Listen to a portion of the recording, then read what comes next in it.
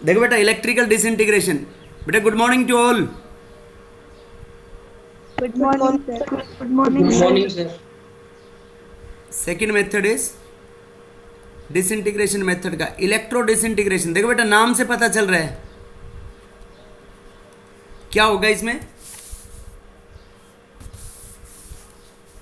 बेटा बताओ, क्या पता चल रहा है इस नाम से?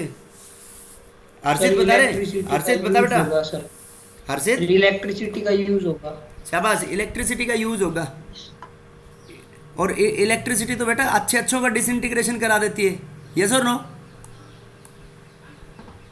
Yes sir. अरे करा देती है नहीं? Yes sir. आदमी का भी करा देना। Yes sir. और देखो, जब हाई वोल्टेजेस आती है, स्पार्किंग होती है, तो मेटल्स मेल्ट नहीं हो जाते बेटा?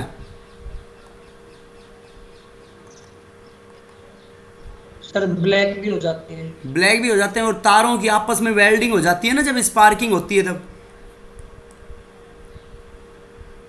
देखो इसमें क्या होता है, ये एक बकेट टाइप, ये छोटी बकेट लेंगे और इसको बड़ी बकेट में बर्फ के बीच में रख देंगे ऐसे।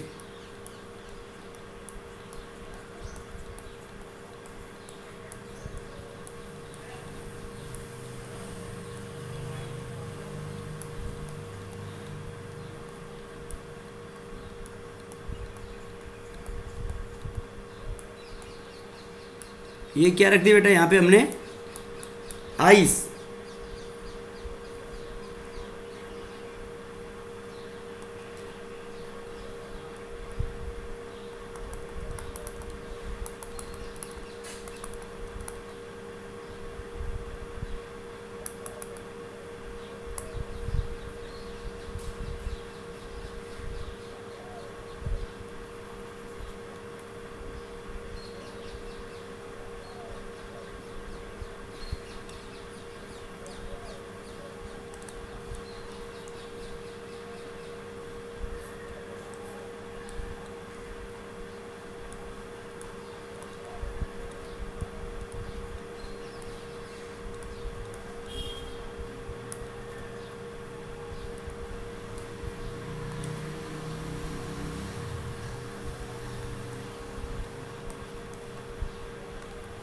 ये बेटा इसमें मेटल इलेक्ट्रोड्स है, और ये क्या भर रखा है हमने यहाँ पे इसमें?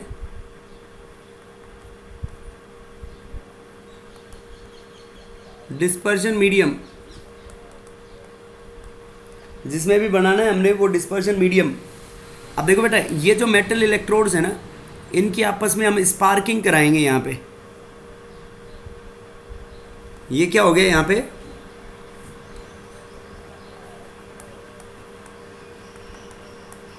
इलेक्ट्रिक स्पार्क जनरेट करवाएंगे, और इसके अंदर वो रखेंगे जिस मेटल का कोलोइडल प्रिपेयर करना है। ठीक है बेटा?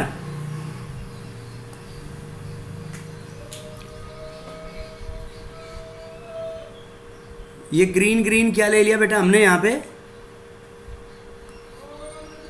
Metal whose colloidal to be prepared. Metal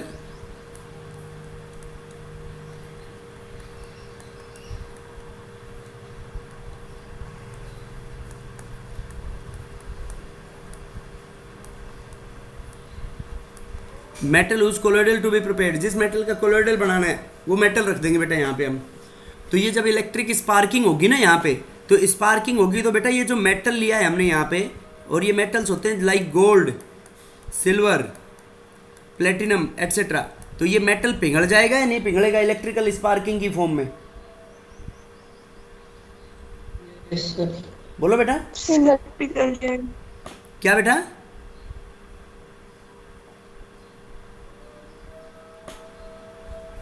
बेटा ये इलेक्ट्रिक जो स्पार्क डाल रहे हैं हम, दिस इलेक्ट्रिक स्पार्क क्या करेगी? It melts the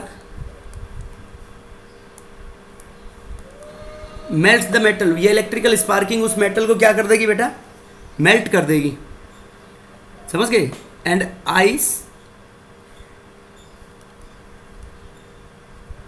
ice immediately condense metal को ये मेल्ट कर देगी और आइस इमीडिएटली क्या कर देगी बेटा इसके अंदर, condense.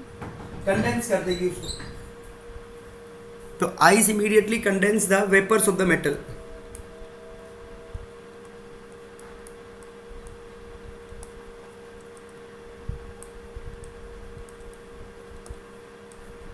Ice immediately condense the vapours of a metal. Ice क्या कर देगी बेटा, मेटल के वेपर्स को कंडेंस कर देगी to form particles of colloidal range.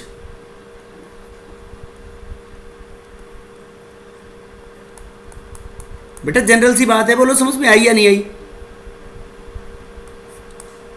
Yes sir. कि देखो यहाँ पे सीधा सा इस अंदर वाला जो बकेट है इसके अंदर क्या लेंगे हम, सूटेबल डिस्पर्शन मीडियम के अंदर जिस भी मेटल का कोलोइडल बनाना है, मेटल्स का कोलोइडल बनाते हैं हम इससे, तो उस मेटल के कोलोइडल के लिए हम इलेक्ट्रिकल स्पार्किंग डालेंगे। तो इलेक्ट्रिकल स्पार्किंग क्या कर देगा बेटा इसमें, मेल्ट कर देगा सर मेटल को इलेक्ट्रिकल स्पार्किंग मेटल को मेल्ट कर देगा। ठीक है बेटा, बेटा बोलो क्लियर है या नहीं?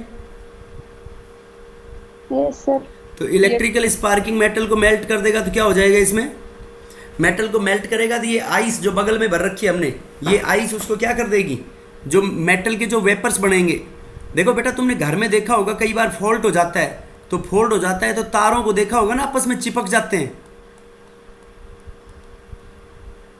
यस और नो? Yes sir. बेटा वायर्स चिपक जाते हैं ना वहाँ पे, तो वायर्स चिपकते हैं तो इसका मतलब उनके Yes. वेपर्स बने होंगे पहले। तो वो जो वेपर्स हैं, वेपर्स क्या होगा, जो वेपर्स बनेंगे, वेपर्स को ये आइस क्या कर देगी बेटा वहाँ पे, आइस वेपर्स को कंडेंस कर देगी वहाँ पे। तो कंडेंस करेगी तो क्या हो जाएगा,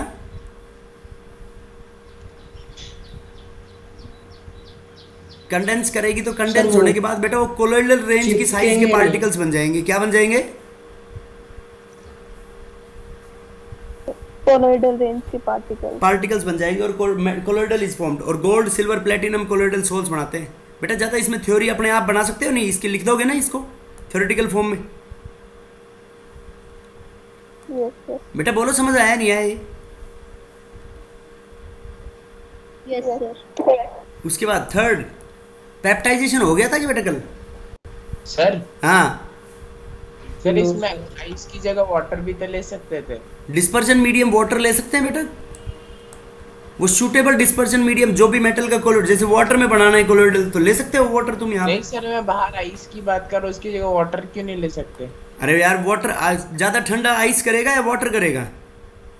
आइस। फिर पार्टिकल्स को कंडेंस कौन करेगा देवेंदु? आइस। समझ गया? आइस की जगह कोई और सर, भी लिक्विड सॉल्वेंट ले सकता नाइट्रोजन है भी जो ले जल्दी से ठंडा कर देगा उसको। क्या कह रहे हो बेटा? Liquid nitrogen. हाँ बेटा सॉल्वेंट ले सकते हैं कुछ भी, अब वो डिपेंड करता है कितना ठंडा लेना है। तो लिक्विड नाइट्रोजन ये ज़्यादा महंगा होगा, तो अगर जो आइस में इजीली अगर कंडेंस हो सकते हैं तो लिक्विड नाइट्रोजन क्यों लेंगे हम फिर? सर लिक्विड नाइट्रोजन अगर पानी में डाल दे तो शाम तक ठंडा रहता है ना। बेटा वो महंगी भी तो आती है, तो नहीं समझे? Yes sir. देखो बेटा पेप्टाइजेशन का मतलब क्या होता है कि process of conversion of freshly prepared precipitate, the process of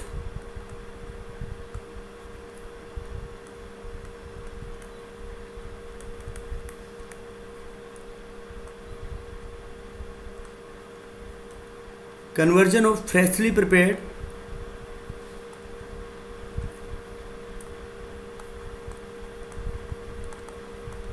precipitate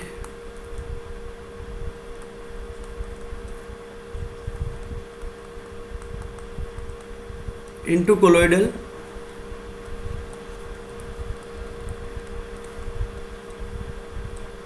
by addition of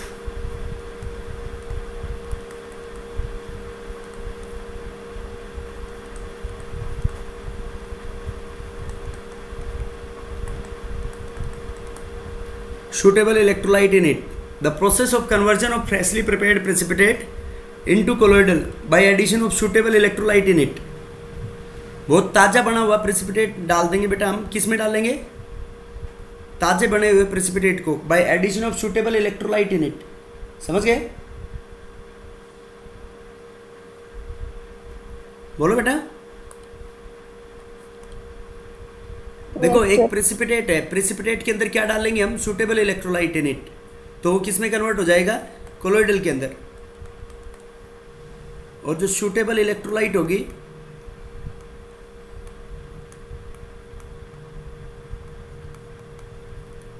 suitable electrolyte is known as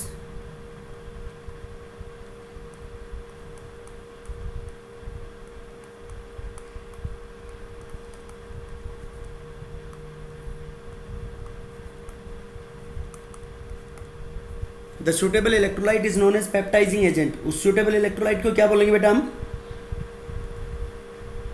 peptising agent. अब देखो कैसे कर देगा ये उसको प्रेसिपिटेट को कोलोइडल में। मान लो बेटा तुम्हारे पास कोई भी मेटल हाइड्रोक्साइड है, ये जैसे MOH होल थ्राइस है, ये MOH मेटल हाइड्रोक्साइड का PPT प्रेसिपिटेट है, तो इसको किस में बदलना है बेटा आपको? कोलोइडल में। तो इसको कोलोइडल में पता कैसे बदलोगे तुम? इसमें एक ऐसी इलेक्ट्रोलाइट डालो जिसके अंदर मेटल आयंस कॉमन हो। मेटल आयंस क्या हो?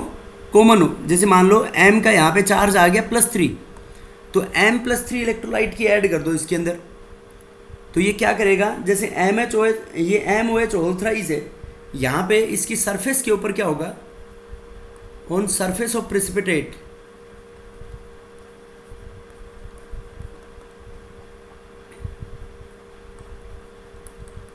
M+3 आयंस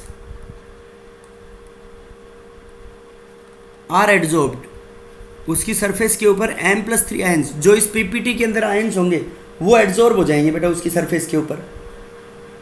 समझ गए बेटा? बेटा बोलो। Yes sir. तो ये क्या कर देंगे? M+3 आयंस ऐसा इसमें।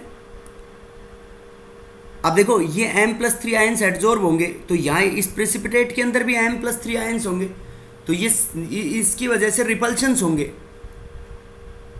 M+3 ions. So due to repulsions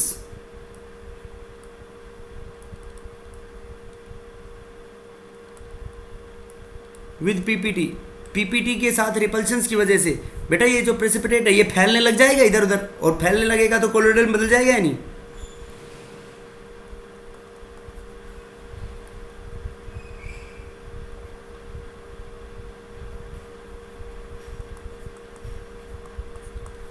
बेटा बोलो, बात समझ में आई या नहीं आई? देखो जैसे कोई भी मेटल हाइड्रोक्साइड जो है, ये मेटल हाइड्रोक्साइड्स अभी मैं बाद में पढ़ाऊंगा, ये तुम्हारे को ये वैसी चार्ज सोल्स होती हैं, क्या नाम? Positively charge.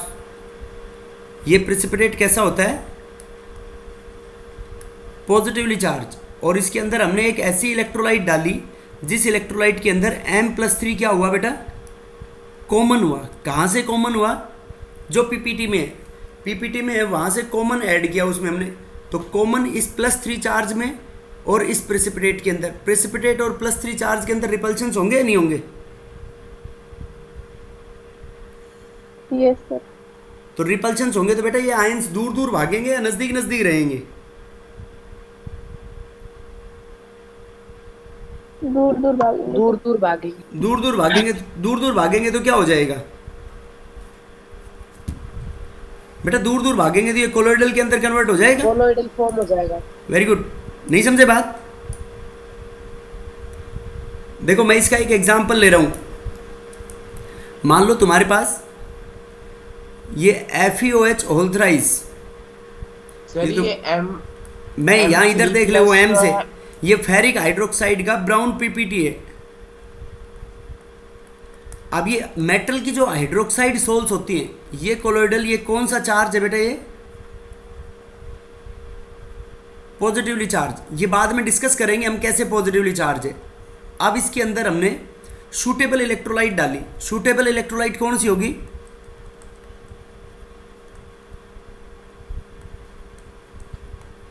सूटेबल इलेक्ट्रोलाइट जो पेप्टाइजिंग एजेंट है वो होगी जिसके अंदर बेटा एक कॉमन आयन है।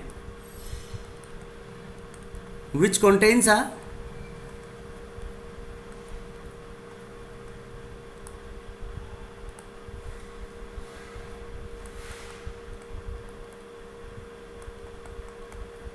Common ion in it. Suitable जो इलेक्ट्रोलाइट डालेंगे बेटा उसके अंदर कॉमन आयन होगा, वो इलेक्ट्रोलाइट डालेंगे तो वो क्या होगा कि ये पॉजिटिवली चार्ज है और इसके अंदर जैसे ये सूटेबल इलेक्ट्रोलाइट इसमें हमने डाल दी FeCl3, तो FeCl3 में Fe पे +3 चार्ज है और Cl पे -1 है, तो Fe+3 चार्ज में ये Fe+3 ions are preferentially Fe+3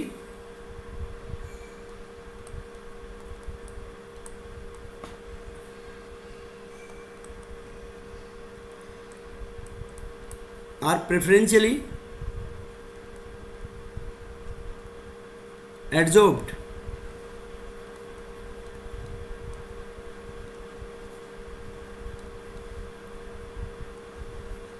Fe+3 are preferentially adsorbed on the surface of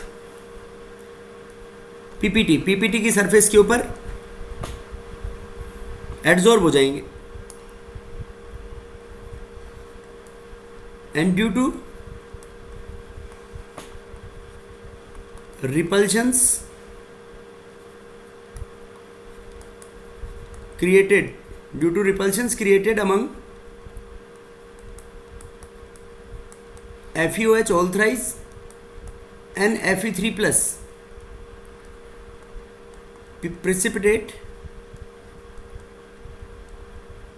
precipitate gets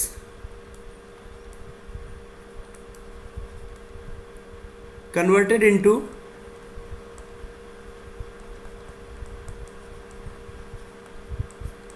precipitate gets converted into colloidal. Precipitate किस में बदल जाएगा बेटा? कोलोइडल में बदल जाएगा। बेटा बोलो समझ में आई या नहीं आई बात? Yes sir. Yes sir. Devendu अब बोल समझ में आया नहीं आया बेटा? सर मेरे को ये समझ में नहीं आया कि ये जो सूटेबल इलेक्ट्रोलाइट है वो किस हिसाब से ले रहे हैं? बेटा इस हिसाब से लेंगे जिसमें कॉमन आयन हो। तो ये देखो यहाँ पे भी Fe के ऊपर +3 चार्ज है और यहाँ पे भी Fe पे +3 चार्ज है, तो ये आयन क्या हो गया इसके अंदर? ये Fe+3 ये Fe+3 क्या हो गया? This is common. तो कॉमन आयन के अंदर कॉमन की वजह से रिपल्शन होगा या नहीं होगा? Yes sir. मतलब सेम चार्ज के आयन्स होने चाहिए। ये सेम चार्ज के आयन्स में क्या होगा? रिपल्शंस। ये सोल भी पॉजिटिवली चार्ज है और ये पॉजिटिव चार्ज, ज़्यादा पॉजिटिव चार्ज के इलेक्ट्रोलाइट ऐड किया हमने, तो उनमें रिपल्शंस होगा। तो रिपल्शंस होगा तो प्रेसिपिटेट के पार्टिकल्स दूर दूर मूव करेंगे, दूर दूर मूव करेंगे। देखो प्रेसिपिटेट क्यों था वो? प्रेसिपिटेट इसलिए था कि जब वो पार्टिकल सारे एक साथ इकट्ठे पड़े थे, अब उनको कोई दूर दूर भगाएगा तो वो कोलोइडल में बदल जाएगा या नहीं बदलेगा?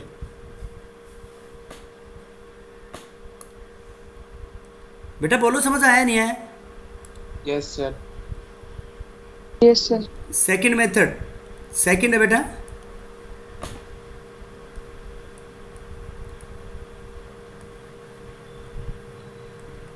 कंडेंसेशन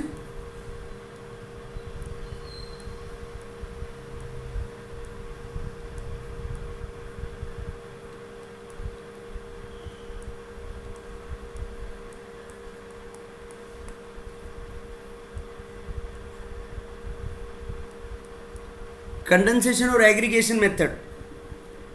कंडेंसेशन और एग्रीगेशन मेथड। देख बेटा नाम से पता चल रहा है इसके अंदर, जब मैनी पार्टिकल्स जुड़ के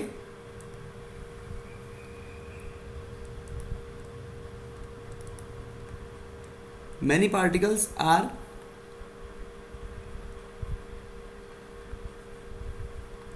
aggregated to form a particle of colloidal range.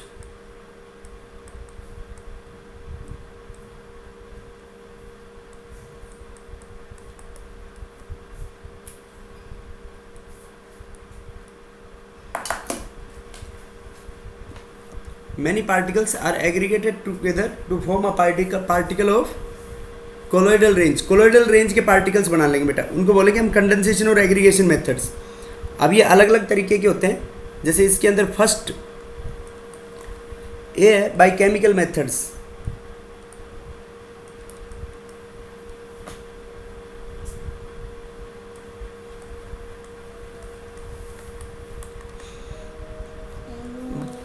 Bye chemical methods. देखो बेटा केमिकल मेथड्स के अंदर मतलब केमिकली हम ट्रीट करेंगे इनको डिफरेंट रिएक्शंस के थ्रू। तो केमिकली डिफरेंट रिएक्शंस के थ्रू ट्रीट करेंगे तो उसके अंदर अलग अलग टाइप के कोलोइडल्स बनाएंगे। जैसे इसके अंदर बाय हाइड्रोलाइसिस, केमिकल मेथड्स के अंदर 4 मेथड्स हैं इसमें। एक तो कोलोइडल बनाए हम bye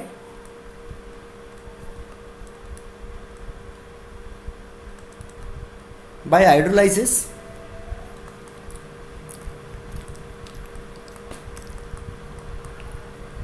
by oxidation reaction,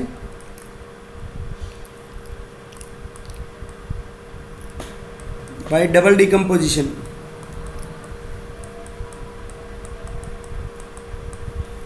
hydrolysis, oxidation, double decomposition and by reduction।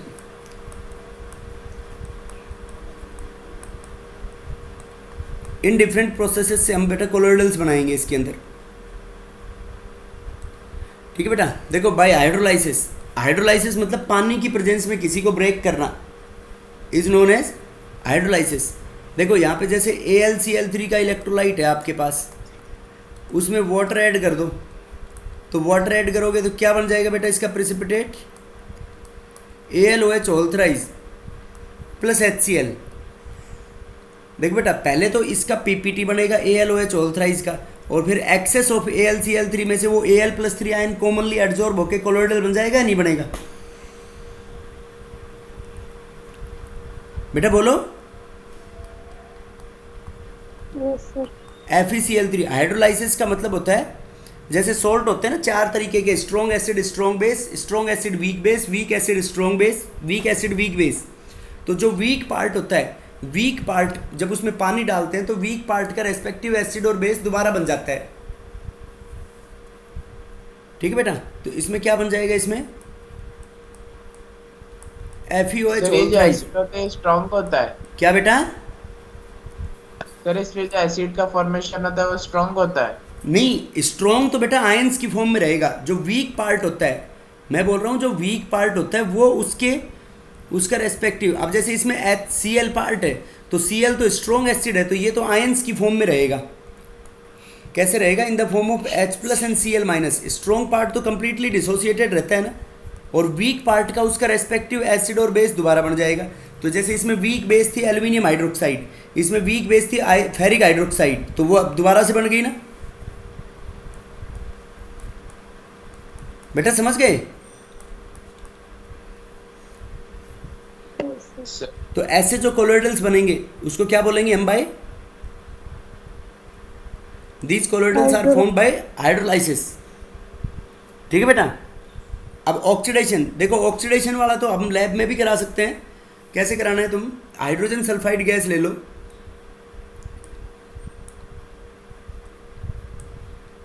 H2S gas, तो H2S गैस में सल्फर का ऑक्सीडेशन स्टेट -2 है। इसकी ब्रोमीन वाटर के साथ रिएक्शन करा दो, तो ब्रोमीन वाटर क्या होता है बेटा, गुड ऑक्सीडाइजिंग एजेंट होता है।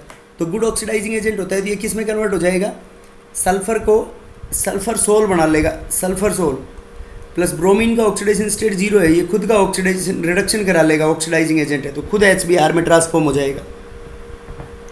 S8 हाँ S सल्फर सोल ही लिखेंगे बेटा हम। S8 तो सीधा सल्फर को डिसोल्व करेंगे ना बेटा सूटेबल मीडियम में, जब बनेगा S8 सोल। यहाँ पे H2S है, इसमें ऑक्सीडाइजिंग एजेंट नाइट्रिक एसिड डाल दो, कंसनट्रेटेड नाइट्रिक एसिड। तो ये कंसनट्रेटेड नाइट्रिक एसिड क्या करेगा,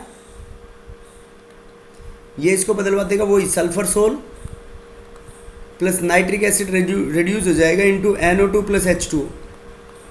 तो देखो नाइट्रिक एसिड में नाइट्रोजन का +5 ऑक्सीडेशन स्टेट था, +5 से +4 में आ गया, ये सल्फर -2 से 0 में आ गया। तो सल्फर का -2 से 0 में आया तो ऑक्सीडेशन हुआ, और वो +5 से +4 में आया तो क्या हुआ, उसका रिडक्शन हुआ। बेटा बोलो क्लियर है या नहीं बात। Yes sir. और डबल डिकम्पोजिशन में मतलब दोनों सब्सटेंस डिकम्पोज होंगे, दोनों substance in the sense, for example arsenic की ऑक्साइड ले लेते हैं हम, ये मोस्ट कॉमन एग्जांपल है जो NCERT की बुक में गिवन है, आर्सेनिक ऑक्साइड प्लस H2S। तो इसमें आर्सेनिक ऑक्साइड भी टूटेगा और H2S भी टूटेगा। तो ये दोनों टूट के क्या बना लेंगे बेटा इसके अंदर, AS2S3 आर्सेनियस sulphide, AS2S3 plus H2O।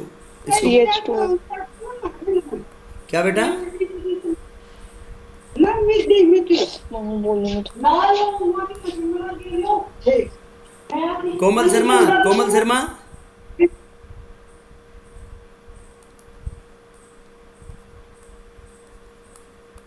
आर्सेनियस sulphide, आर्सेनियस sulphide soul बन जाएगा बेटा इसके अंदर। बोलो बच्चों समझ में आया नहीं आया ये? देखो इसमें AS2O3 टूटा और H2S टूटा और दोनों ब्रेक होके क्या बना लिया जुड़ के, AS2S3 आर्सेनियस सल्फाइड सोल। बेटे समझ गए क्या? Yes sir. अब देखो एक इसमें लास्ट बन गया बाय रिडक्शन। तो रिडक्शन में भी ऐसी प्रोसेस जैसे ऑक्सीडेशन की तरह होगी रिडक्शन। देवेंदु कुछ बोलना चाह रहा है बेटा? सर ये सेकंड वाला जो आपने ऑक्सीडेशन बताया उसमें तो ऑक्सीडेशन और रिडक्शन दोनों हो गए सेकंड वाली रिएक्शन में। बेटा इसमें दोनों हो रहे हैं लेकिन मेन जो प्रोसेस है, देखो सोल किसका बन रहा है, सल्फर का, यहाँ पे भी सल्फर का। तो सल्फर का क्या हो रहा है वो देखना है, जिसका सोल बन रहा है उसका क्या हो रहा है, ऑक्सीडेशन। हाँ समझ गया? Yes sir. अब जैसे रिडक्शन में समझ में आ जाएगा तेरे को। रिडक्शन में खाली क्या होगा,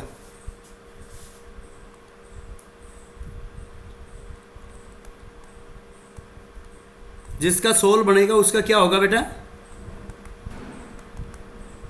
रिडक्शन। By reduction. देखो रिडक्शन के अंदर जैसे गोल्ड सोल बनाना है अपने को, तो AuCl3, AuCl3 में देवेंदु Au का ऑक्सीडेशन स्टेट क्या है,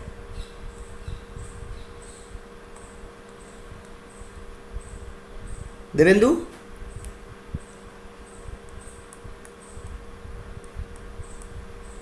बेटा देखो Au का +3 ऑक्सीडेशन स्टेट हो गया, Au सोल 0 प्लस SnCl4। तो SnCl4 reducing agent, Cl2 reducing agent हो गया, Cl2 +2 से +4 में चला गया। तो रिडक्शन करवाया नहीं करवाया इसने?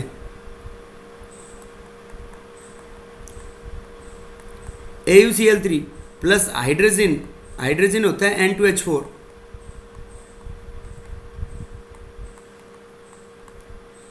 ये इसको कन्वर्ट करा देता है into Au sol plus N2 plus HCl। तो यहाँ पे रिड्यूसिंग एजेंट कौन हो गया बेटा, हाइड्रोजन हो गया। तो हाइड्रोजन रिड्यूसिंग एजेंट, तो यहाँ पे देखो इसने -2 से खुद का ऑक्सीडेशन करा लिया और नाइट्रोजन 0 में आ गया। अरे बोलो समझ में आया नहीं आया? Yes sir. AuCl3 plus HCHO aqueous medium में, ये इसका रिडक्शन करा देगा। तो ये बन जाएगा Au सोल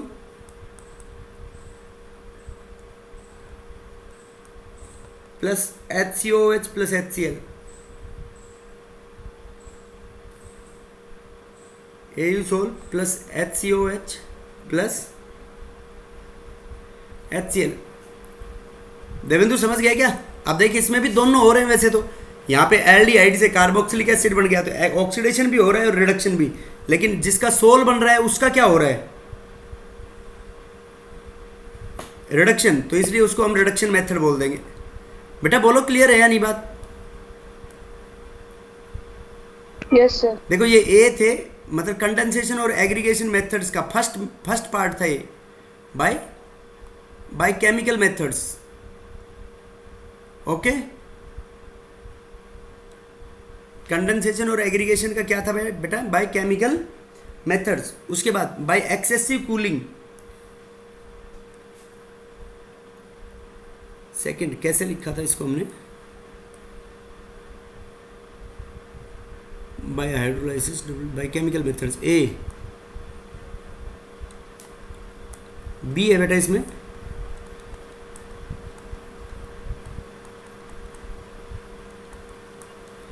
बेटा बाय एक्सेसिव कूलिंग। क्या मतलब हुआ इस बात का, देखो नाम से पता चल रहा है, बहुत ज़्यादा उसको ठंडा कर दो,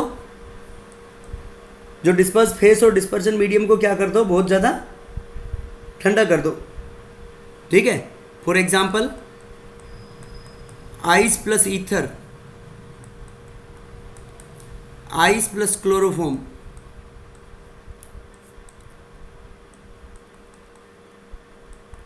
इनकी और एक्सेसिव कूलिंग कराएंगे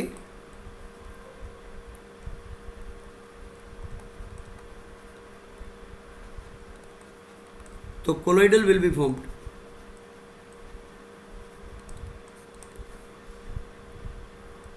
बेटा समझ गए क्या?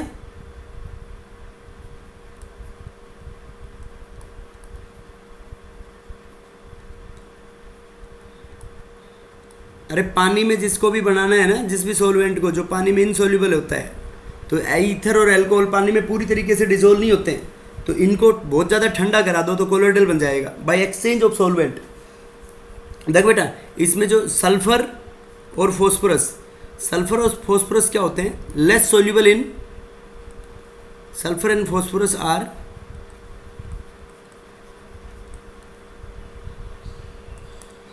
Less soluble in alcohol.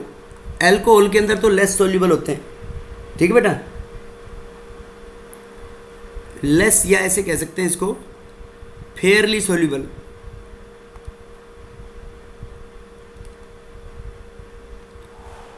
Fairlie soluble in alcohol but insoluble in water, और वाटर में ही कोलोइडल बनाना है तो पहले बेटा उसको एल्कोहल में डिसोल्व कर लो और फिर वाटर के अंदर उसको पोर कर दो। समझ गए? सो फर्स्ट डिसोल्व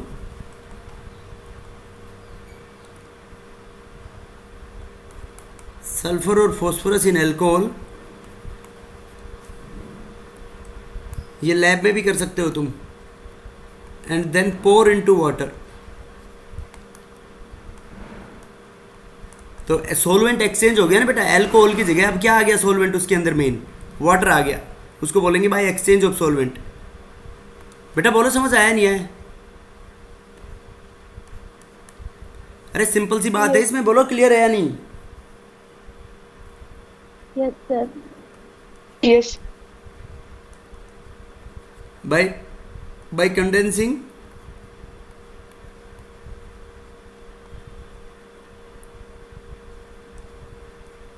सर ये आपने S/P क्या लिखा है?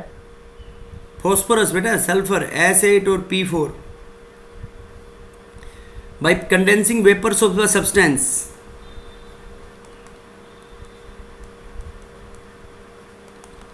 किसी भी सब्सटेंस के वेपर्स को कंडेंस करेंगे बेटा इन सॉल्वेंट, रेस्पेक्टिव सॉल्वेंट के अंदर। समझ गए? इसके अंदर सल्फर और मर्करी कोलोइडल, सल्फर और mercury colloidal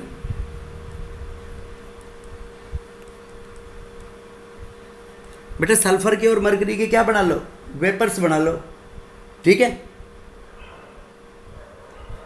sulphur and mercury colloidal are prepared, sulphur और मर्करी के कोलोइडल के वेपर्स बना लो और उन वेपर्स को क्या कर दो? सूटेबल सॉल्वेंट के अंदर पोर कर दो।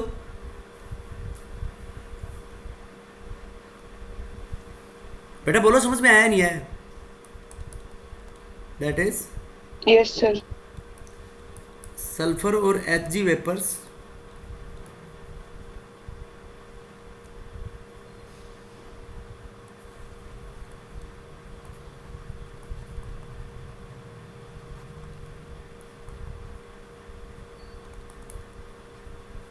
are condensed in suitable solvent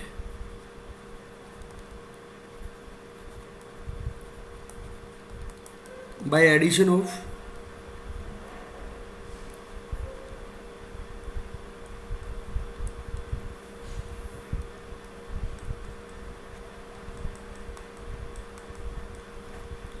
some stabilizing agent. Sulfur and mercury colloidals are prepared. Acid and HG vapors are condensed by in suitable solvent by addition of some stabilizing agent like NH4NO3 ammonium nitrate, क्योंकि जिन vapours को condense करेंगे हम वो वापस से भी टूट सकते हैं उसके अंदर, तो इसलिए ये है बेटा method of preparation of colloidals, condensation और एग्रीगेशन मेथड्स। बेटा बोलो क्लियर है या नहीं? Yes, sir. Yes, sir. देखो बेटा इनको रिकॉल करते हैं, क्या रिकॉल, कैसे रिकॉल करते हैं इनको, देखो सबसे पहले हमने ये मैकेनिक डिस्पर्जन और डिसइंटीग्रेशन मेथड से बनाया। डिस्पर्जन और डिसइंटीग्रेशन मेथड्स में क्या किया बेटा कि इसके अंदर फर्स्ट था मैकेनिकल डिसइंटीग्रेशन और डिस्पर्जन मेथड। मैकेनिकल डिसइंटीग्रेशन और डिस्पर्जन में क्या कराएंगे हम, मैकेनिकल डिसइंटीग्रेशन और डिस्पर्जन में जो कोलोइडल पार्टिकल्स हैं आपके, उन कोलोइडल पार्टिकल्स को ब्रेक कराएंगे। ओके, उन कोलोइडल पार्टिकल्स को ब्रेक करेंगे, मतलब बड़े पार्टिकल्स हैं उनको छोटे में ब्रेक करेंगे। तो पहला तो मैकेनिकल डिस्पर्जन है, उसमें तो जैसे वो जो चक्की के ऊपर हम गेहूं से दलिया बनाते हैं, आटा बनाते हैं, बारीक आटा बनाते हैं, मोटा आटा बनाते हैं, तो वो अलग अलग बनाते हैं। तो वो जो डिस्क जो होती हैं दो, उनके बीच में हम ऐसे सेपरेशन रखेंगे, इतना गैप रखेंगे कि उसी साइज़ के पार्टिकल्स बने। तो कोलोइडल साइज़ के पार्टिकल्स बनाने हैं तो उसमें इतना गैप रख देंगे कि कोलोइडल साइज़ के पार्टिकल्स बने। फिर उनको सूटेबल डिस्पर्जन मीडियम में हम डिसोल्व करेंगे और उससे क्या बन जाएगा, फिर colloidal will be formed. Peptization method में फ्रेशली प्रिपेयर्ड प्रेसिपिटेट को कोलोइडल में बदलेंगे। तो फ्रेशली प्रिपेयर्ड प्रेसिपिटेट के अंदर हम एक ऐसी इलेक्ट्रोलाइट डालेंगे जिसके अंदर कॉमन आयन हो, जिनकी वजह से रिपल्शंस बढ़े, और रिपल्शंस बढ़ने के साथ साथ वो जो फ्रेशली प्रिपेयर्ड प्रेसिपिटेट के जो पार्टिकल्स हैं वो दूर दूर मूव करना स्टार्ट हो जाएं। बेटा बोलो समझ में आया नहीं आया दोनों? Yes, sir. जैसे FeOH ऑल्थराइज है तो FeOH ऑल्थराइज के अंदर Fe+3 का सोल्ट डाल देंगे। AlOH ऑल्थराइज है तो Al+ का सोल्ट डाल देंगे। CrOH ऑल्थराइज है तो Cr+ का सोल्ट डाल देंगे। तो वो कोलोइडल के अंदर बदल जाएगा बेटा। ओके, और एक था वो electro disintegration method. Electro disintegration method में क्या करेंगे हम, इलेक्ट्रो डिसइंटीग्रेशन मेथड में जैसे गोल्ड, सिल्वर, प्लेटिनम, जिन मेटल्स के सोल बनाने हैं उनमें इलेक्ट्रिकल स्पार्किंग डालेंगे। तो इलेक्ट्रिकल स्पार्किंग की वजह से क्या होगा बेटा उसमें कि वो मेटल्स मेल्ट हो जाएंगे। मेटल्स मेल्ट होंगे तो उनमें क्या हो जाएगा, वो आइस भरी हुई है जो बगल में, वो क्या काम आ जाएगी बेटा, जो आइस भरी हुई है वो उनको डिसोल्व कर देगी, और डिसोल्व करके आइस भरी जो वेपर्स बने उनको आइस कंडेंस कर देगी, और कंडेंस करके वो सूटेबल कोलोइडल बन जाएगा। बेटा बोलो समझ आया नहीं आया? Yes, sir. सर जो हाईली रिएक्टिव मेटल्स या एलिमेंट्स होते हैं उनका सॉल्व बनता है? बेटा जो भी मेटल्स का बन सकता है वो इसी तरीके, वो हाईली रिएक्टिव तो अपने आप ही रिएक्ट कर जाएंगे। इलेक्ट्रिकल स्पार्किंग क्यों लगाएंगे हम उसमें? इलेक्ट्रिकल स्पार्किंग तो उनमें लगाएंगे ना बेटा जो मेटल्स मेल्ट नहीं होते। नहीं समझा बेटा? सर आ गया। देखो बेटा उसके बाद वो थे कंडेंसेशन और एग्रीगेशन मेथड। कंडेंसेशन एग्रीगेशन में मतलब छोटे छोटे पार्टिकल्स को कंडेंस करके जोड़ के हम बड़ा पार्टिकल बनाएंगे कोलोइडल रेंज के अंदर जो आ जाए। तो उसमें केमिकल मेथड्स हैं hydrolysis, reduction, oxidation, double decomposition. Reduction के अंदर जैसे गोल्ड सोल बढ़ाया हमने AuCl3 का डिफरेंट रिड्यूसिंग एजेंट्स को यूज़ करके, और ऑक्सीडेशन में H2S की Br2 के साथ रिएक्शन करा देंगे तो सल्फर प्लस HBr बन जाएगा, और उसका H2S का HNO3 के साथ ऑक्सीडेशन करा सकते हैं। हाइड्रोलाइसिस में सोल्ट्स का हाइड्रोलाइसिस करा देंगे वाटर के साथ रिएक्शन। फिर वो excessive cooling, exchange of solvent, vapours of by passing vapours of the substance, ये जो भी है ये बहुत आसान सी बातें हैं बेटा, इनमें कुछ समझने का है ही नहीं इतना। ओके, उसके बाद आता है बेटा अपने पास प्यूरिफिकेशन ऑफ कोलोइडल्स। तो प्यूरिफिकेशन ऑफ कोलोइडल्स के अंदर इसमें एक की पॉइंट है कि मतलब जो प्यूरिफिकेशन का मतलब होता है the process of reducing the impurities to a desired level. The process of reducing impurities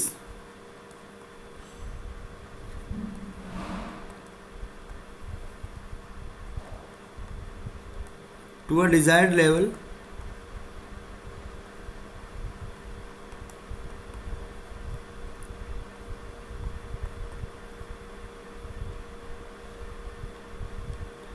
the process of reducing impurities to a desired level in a colloidal solution.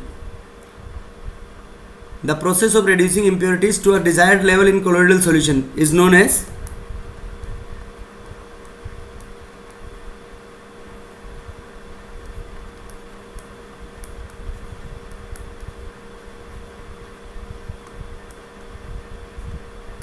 Purification, जिन impurities को desired level तक reduce करना है उसको क्या बोलेंगे बेटा हम? प्यूरिफिकेशन। बेटा कोलोइडल में जो इम्प्योरिटीज़ रहती है, जैसे हमने इलेक्ट्रोलाइट डाला, तो इलेक्ट्रोलाइट डाला तो वो इम्प्योरिटी होगी या नहीं होगी उसके अंदर एक्सेस कोलोइडल बनाने के लिए? बोलो बेटा। Yes, sir. देखो, तो इनमें प्रोसेस ऑफ रिड्यूसिंग इम्प्योरिटीज़, इनमें मेनली अपने पास 4 प्रोसेस पढ़ेंगे हम इसके अंदर, जिनकी वजह से इम्प्योरिटीज़ के लेवल को मिनिमाइज करेंगे।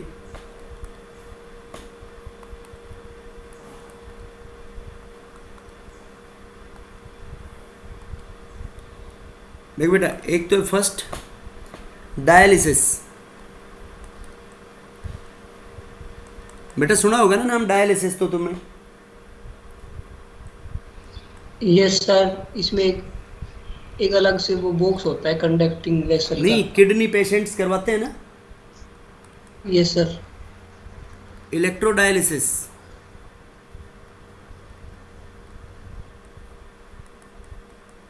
अल्ट्रा फिल्ट्रेशन,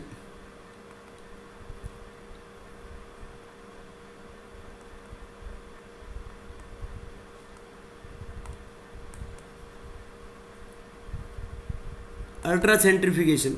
ये बेटा 4 टेक्निक जिनसे हम प्यूरिफाई करेंगे कोलोइडल्स को। अब देखो, ये एक एक नंबर में पूछी जा सकती है ये टर्म तुम्हारे से: dialysis, electrodialysis, ultra filtration and ultra centrifugation. देखो बेटा, पहली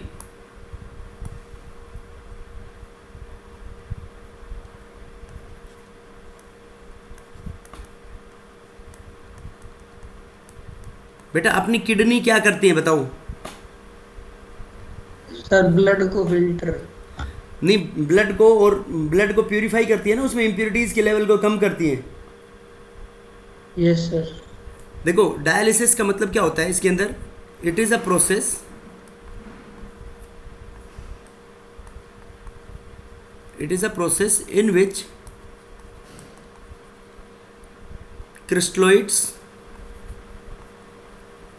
क्रिस्टलोइड टर्म बेटा मैंने पहले ही बताई थी, सबसे पहले कोलोइड पढ़ा है जब। क्रिस्टलोइड का मतलब वो जो सोल्यूबल सोल्ट्स होते हैं वो। यस और no? It is a process in which crystalloids are separated from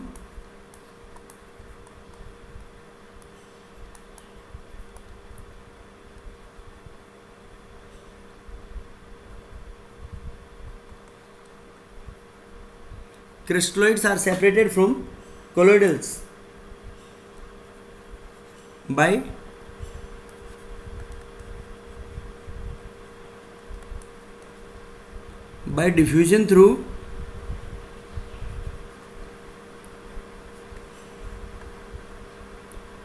diffusion through semi permeable membrane।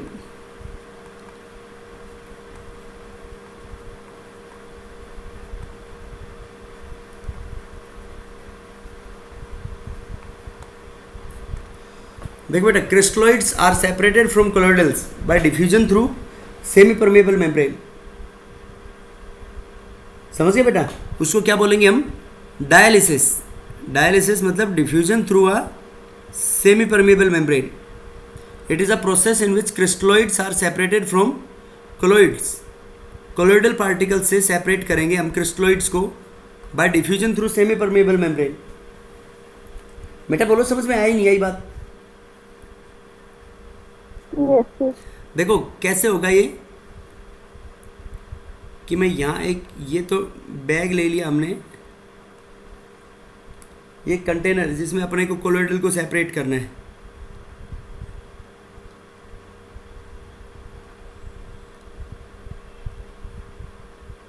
ये इसके अंदर हमने दोनों मिक्स कर दिए बेटा, कोलोइडल पार्टिकल्स भी और क्रिस्टलोइड्स भी। ये भर दिया हमने यहाँ पे।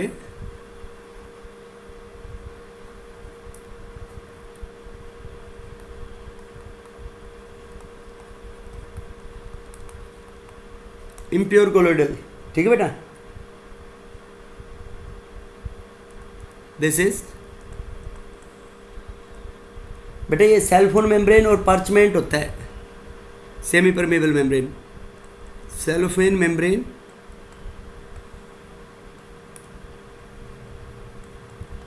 और पार्चमेंट पेपर। सेलोफेन मेम्ब्रेन और पार्चमेंट ये क्या करता है बेटा, ये कोलोइडल पार्टिकल्स को सेपरेट आउट करेगा। मतलब कोलोइडल क्रिस्टलॉइड्स तो इसके थ्रू पास हो जाएंगे, डिफ्यूज हो जाएंगे, लेकिन कोलोइडल पार्टिकल्स इसके थ्रू डिफ्यूज नहीं होंगे। समझ गए बेटा? बेटा बोलो समझ में आया नहीं आया? Yes sir. अब देखो इसमें तुम्हारे पास दोनों तरीके के पार्टिकल्स हैं। ये जो मैंने ग्रीन से बना रहा हूँ ये थोड़ी बड़ी साइज के बनाए हैं। इनको तो क्या मान लो आप, ये तो हो गए बेटा कोलोइडल पार्टिकल्स ग्रीन से, ये तो कोलोइडल्स हो गए। और अब इसमें मैं रेड से मार्क कर देता हूं। देखो ये जो रेड से छोटे छोटे मार्क कर दिए, ये रेड वाले कौन हो गए यहां पे, क्रिस्टलॉइड्स जो इलेक्ट्रोलाइट हो गई। बेटा बोलो समझ में आई या नहीं आई बात?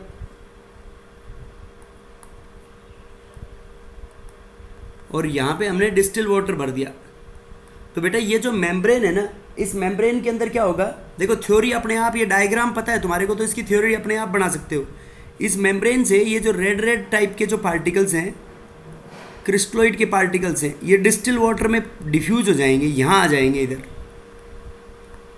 बेटा बोलो बात समझ में आई या नहीं आई? Yes sir. ये रेड रेड पार्टिकल्स कहाँ जाएंगे आपके,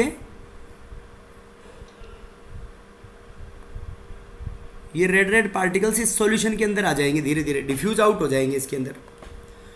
तो इस प्रोसेस को क्या बोलते हैं हम, डायलिसिस। डायलिसिस। समझ गए बेटा? Yes sir. This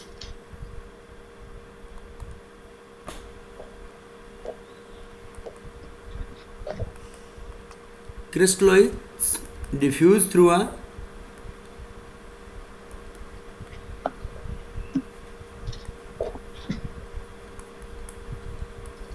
diffuse through a semi-permeable membrane। Crystalloids क्या हो जाएंगे बेटा, diffuse through a semi permeable membrane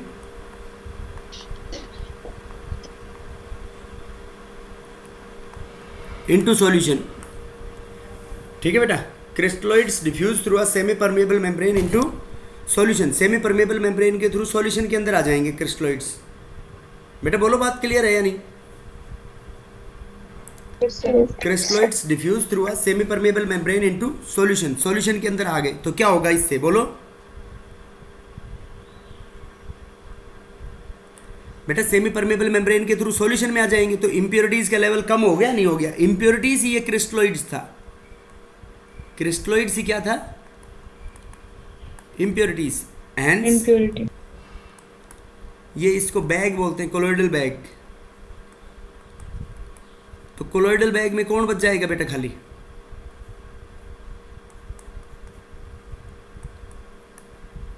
hence colloidal particles remain in the colloidal bag।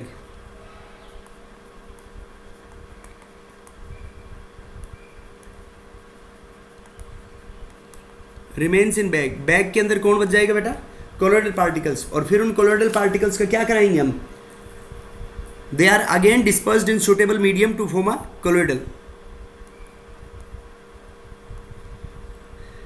and those particles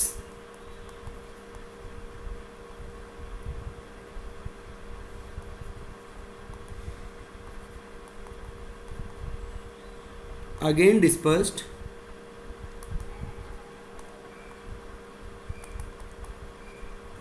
into suitable medium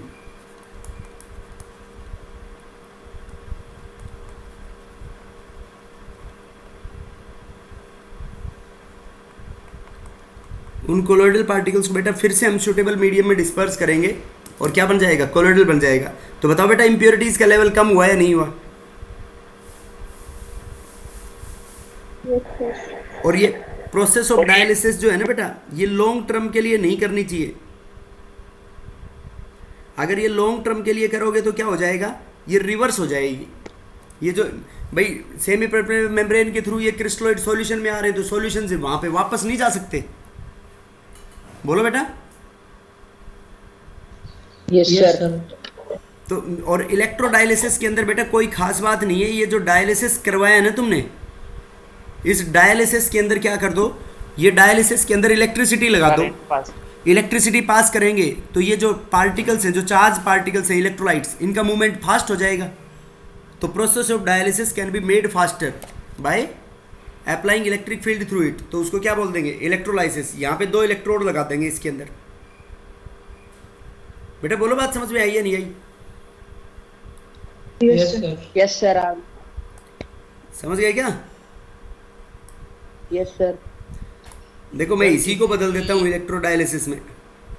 sir किसी भी solution को मतलब जो है वो कंप्लीटली प्योरीफाई नहीं करा जा सकता ना 100%। ना 100% नहीं किया जा सकता बेटा, 100% वो फिर उसके अंदर कुछ इम्प्योरिटीज़ तो अभी मैं पढ़ाऊंगा आगे। कोलोइडल की प्रॉपर्टीज़ होती है बेटा, कुछ तो लेवल जो सर- इम्प्योरिटीज़ है ना, उस कोलोइडल को स्टेबलाइज करने के लिए भी चाहिए होता है। कुछ इम्प्योरिटीज़ का level sir- are required to stabilize the colloidal. ठीक है बेटा? सर शायद उसको तो हीमोडायलिसिस बोलते हैं जो डॉक्टर करते हैं। हाँ, ब्लड का करते हैं, उसको हीमोडायलिसिस बोलते हैं बेटा। देखो ये मैंने इसी को बदल दिया, ये यहाँ पे पॉजिटिव प्लेट लगा दी और ये इलेक्ट्रिक फील्ड में कौन सी लगा दी, नेगेटिव प्लेट। तो इलेक्ट्रोडायलिसिस क्या कह देंगे बेटा हम, कि process of dialysis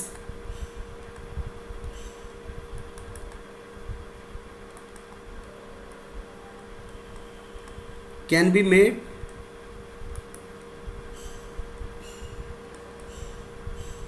faster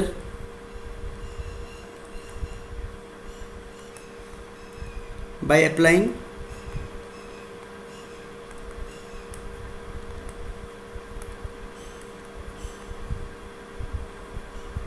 electric field through it is known as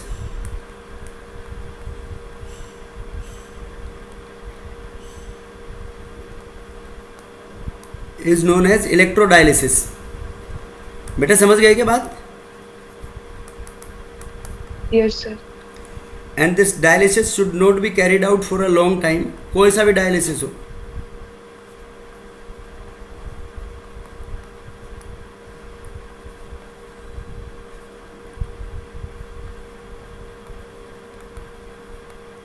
should not be carried for a long time.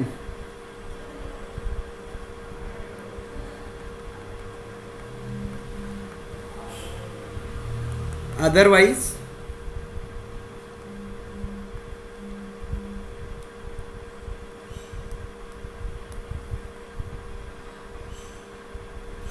process becomes reversible. Long time के लिए नहीं करनी चाहिए बेटा, लॉन्ग टाइम के लिए कराएंगे तो प्रोसेस क्या हो जाएगी, प्रोसेस रिवर्सिबल हो जाएगी। बेटा बोलो क्लियर है या नहीं बात? Yes, sir. अरे समझ गए क्या बात? Yes, sir. ओके बेटा, thank you, we will continue tomorrow.